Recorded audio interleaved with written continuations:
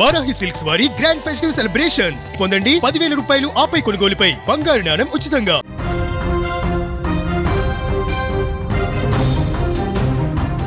తెలంగాణలో సంచలనం సృష్టించిన ఫోన్ ట్యాపింగ్ కేసులో మాజీ మంత్రి సిద్దిపేట ఎమ్మెల్యే హరీష్ రావుకు అత్యున్నత న్యాయస్థానంలో భారీ ఊరట లభించింది.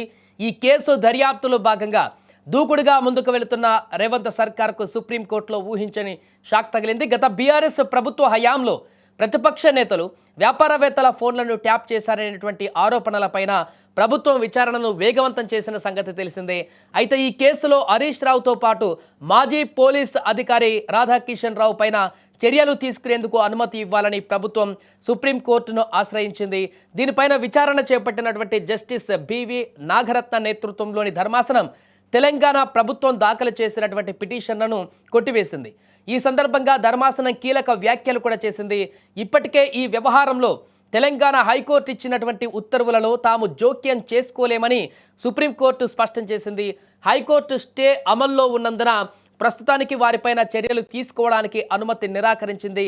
గతంలోనే ఈ తరహా పిటిషన్లను తాము రద్దు చేశామని ధర్మాసనం ఈ సందర్భంగా గుర్తు చేసింది. దీంతో హరీష్ రావుకు చట్టపరంగా పెద్ద ఊరట లభించినట్లయింది.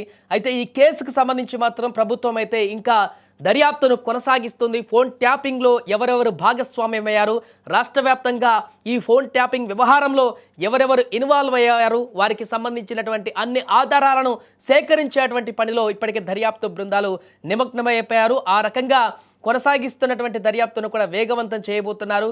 ఇక ఈ కేసుల కీలక పరిణామాలన్నీ కూడా ఒక్కొక్కటిగా ఈ మధ్య కాలంలో బయటకు వస్తున్నటువంటి సందర్భంలోనే హరీష్ రావును విచారించాలని కూడా భావించారు దర్యాప్తు సంస్థలు. ఈ నేపథ్యంలో కోర్టును ఆశ్రయించడంలో అక్కడ హరీష్ రావు వారికి కొంత పాజిటివ్ ఇండికేషన్స్ అయితే రావడం జరిగింది. గైడ్లైన్స్ హైకోర్టు నుంచి రావడం జరిగింది. ఇప్పుడు సుప్రీంకోర్టుకు వెళ్ళిన తర్వాత కూడా అక్కడ కూడా కోర్టు దీన్ని హరీష్ రావుకు ఊరట లభించేటువంటి విధంగా ఆదేశాలు అయితే ఇవ్వడం జరిగింది.